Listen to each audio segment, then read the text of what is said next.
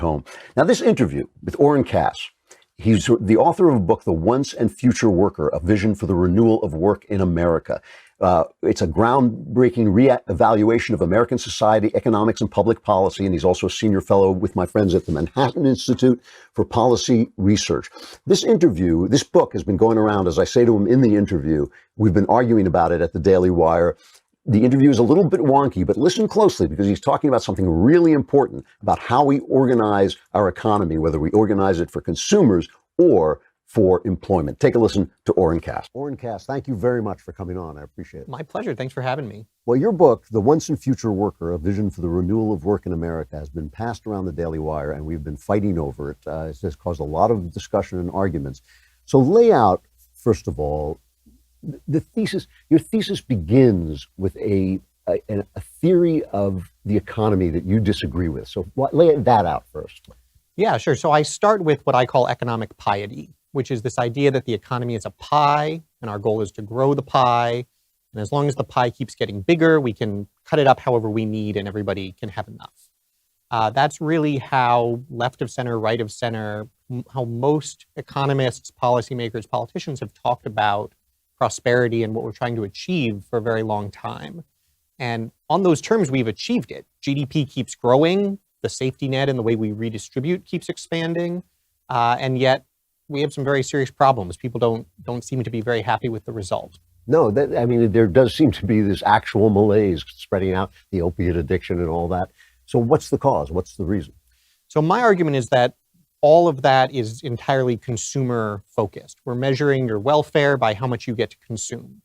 And certainly that's nice, and material living standards are important, but much more fundamental to people's own life satisfaction, to the strength of their families and their communities, is their capacity as producers, as workers who actually have a role to play in society, who are making a constructive contribution, who are achieving self-sufficiency and passing on opportunity. And the economic pie view ignores that. To stretch the metaphor too far, it doesn't care who bakes the pie. And so you get this view where even if ever fewer people are really becoming the centers of all the economic activity and producing all the wealth, everyone should still be happy as long as we mail enough checks around at the end of the day.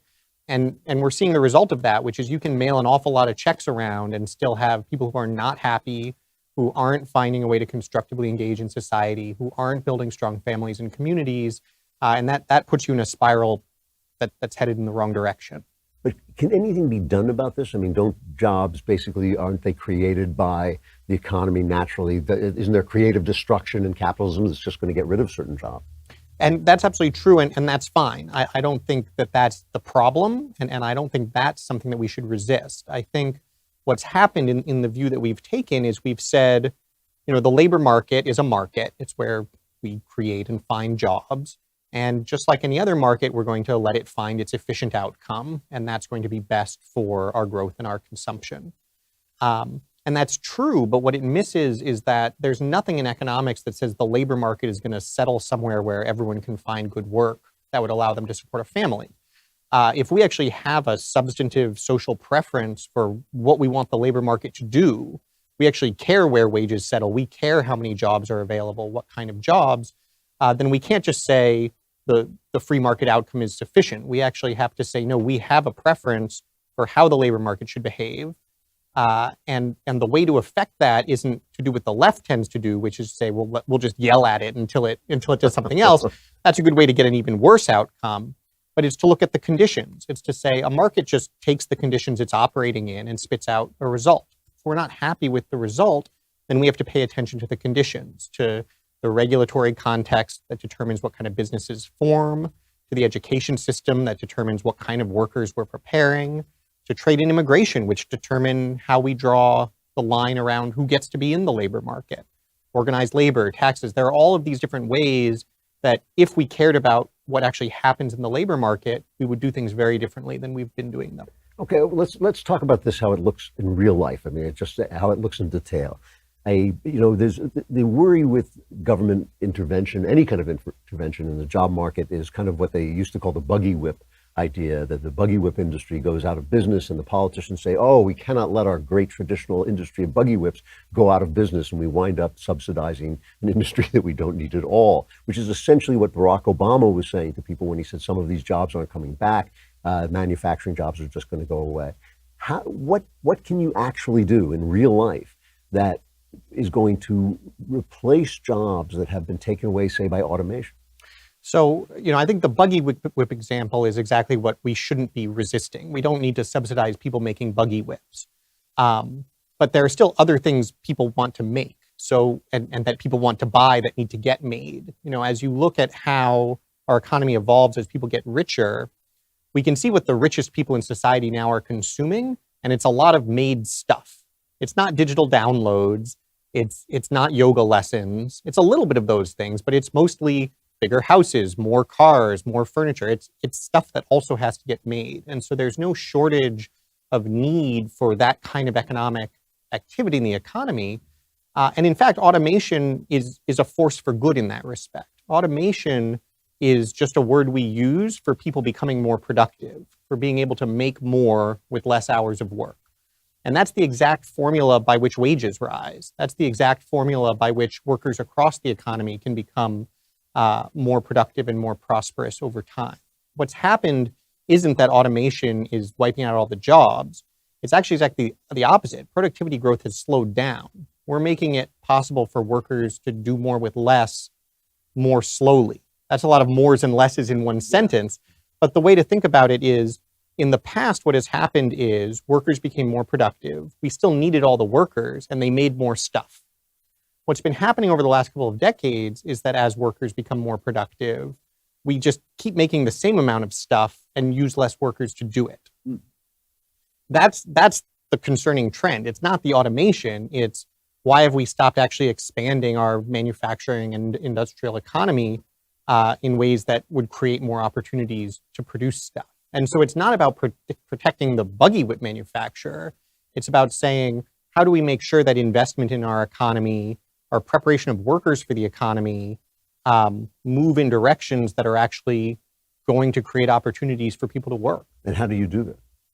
Well, so one good example on what I would call the supply side, so preparation of workers for the labor market, is to look at what kind of preparation we actually give people, which right now is focused almost entirely on a pipeline through college.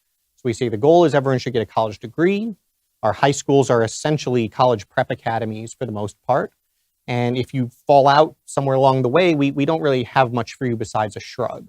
And yet, the vast majority of people fall out somewhere along the way. Less than 1 in 5 go smoothly high school to college to career.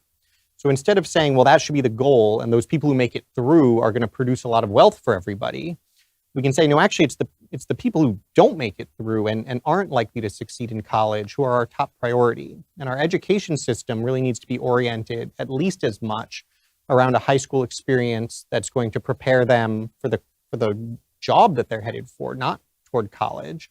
And at least as much money as we're spending on subsidizing higher education for people who are going to be the winners in the economy, really that money we should be spending on subsidizing work-based initial jobs, on-the-job training for the people who are right now struggling to find work. And so you need a track that's nothing like the college track, that's additional years of high school education, but then technical training, subsidized on-the-job training. And ideally, you get someone to about age 20 with multiple years of job experience, an industry credential, a job, earnings already in the bank, and for less than we're spending on college, you can even also give them a savings account, either to get them on a sound financial footing or for future training that they might need. That's a much better approach, and it's not buggy whip subsidizing, right? We're not picking who should win in the economy. We're saying, what are the conditions we want our labor market to operate in? And one of those has to be one where we're investing, especially in making sure everyone has the tools they need to participate in the labor market, which isn't something we do right now. So what about globalization? If we want our iPhones to be affordable, we have to have them manufactured out of the country where people have fewer unions, fewer rights, fewer added on expenses. Steven Pinker has a line where he says, well, yes, our middle class workers are sinking back, but poor workers in other countries are coming up, and therefore, as a citizen of the world, we should all be very happy. I'm not very happy about that. I want American workers to do well. What's the answer? Yeah, I think there are two really important points there. One is the economic question about globalization, and one is the political question about who should we even be prioritizing when we make our policy. So to start on the economic side, I think globalization is really where the rubber meets the road a lot of times in this question of, are we consumers or are we workers? Because from the perspective of consumers, the economic theory is fantastic. More free trade really always does make sense. If someone else can make something cheaper, obviously that's good for you as a consumer. If a country like China wants to send us stuff on credit, we don't send them anything back. We just send them treasury bonds back. All the better, right? If our trade with China is China sends us iPhones and we send China treasury bills, we're literally sending pieces of paper that say we will send money later in return for stuff. And as consumers, we might be thrilled with that. If we're concerned with our interests as workers, that doesn't work. Trade can still be very constructive, and we want China making things that we can buy, and we want to make things that China will buy, but we have to care about the balance. We have to care that the trade relationship is one where we are making and selling as much stuff to other people as they are making and selling to us. So Trump is right about this. I think on that point, Trump is absolutely right, that there are serious problems in our trading relationships and that the end result has been especially costly to the less skilled workers who are competing, where I think Trump goes astray is in the question of what to do about it. Because as with, we were just talking about the labor market generally, you can't just come in and subsidize buggy whip manufacturers. When it comes to the international economy, it turns out not to work especially well to just come in and say, well, we're just going to slap some tariff on China, or especially on Canada or Europe, or a lot of things we're doing. If you want the international economy to behave differently, you again have to look at the conditions it's operating in. Why is it that we have this imbalance with China? Part of the problem is that China is doing a lot of really unfair things that distort the market, and we need to compel them to change those behaviors. A tariff could be part of a way to do that. It'd be much better to impose costs on them that don't also impose costs on us. So for instance, I'd love to see us use our higher education system as a real pain point. I'd love to see us say to China, look, until you're ready to behave appropriately into the international economy, we're going to restrict and eventually cut off student visas. We have plenty of other international students who would love to be in our schools and would do very well and enrich our schools as well. And we're not interested in really offering a lot of places to an elite in a foreign country that's essentially trying to undermine our own economic health. So something like that could have a similar objective to a tariff, right? What can we do that's going to try to force China to change its behavior, but in a way that doesn't, in the process, sort of backfire on us as well? I read a lot of people now, they talk about a universal income, a guaranteed universal income, and people like Pinker and others who have basically said this idea that work provides meaning is a romantic idea, that most people's work is drudgery, that it's not really meaningful to them, and they would find other things to do that would provide meaning. Can you respond to that? Yeah, universal basic income is sort of the ultimate end point of economic piety, right? It says we're going to just keep growing the pie bigger. We acknowledge that most people aren't going to get to participate in making it, and we're just going to send them all a piece of pie. And the problem with that is that Pinker and others who say the idea of work is romantic are just wrong. The value of work isn't some sort of kind of archaic or nostalgic thing that we cling to. People want to be productive actors who are contributing to their communities. And this matters on a lot of dimensions. It matters for individuals. We know that having a job is important to self-esteem. It's important to mental health. It's important to life satisfaction and happiness. And this is especially telling, I think surveys of how happy are you do what you will with that. The good ones look at one person over time, because then you have a baseline. And most things that happen to someone in life cause temporary blips, but they return to whatever their pre-existing sort of natural state is. So marriage, divorce, birth, death, permanent disability. You see a change in your reported level of happiness, but it returns back to where it was.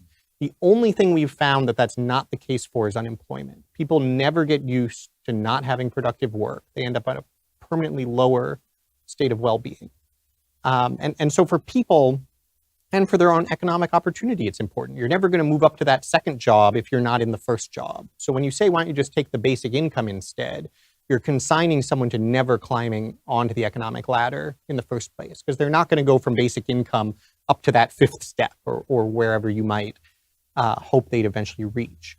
So it's important to individuals. It's also critical to families. And here it's especially important for men. It turns out that men having work, both in economic and social terms, is really important to families forming in the first place.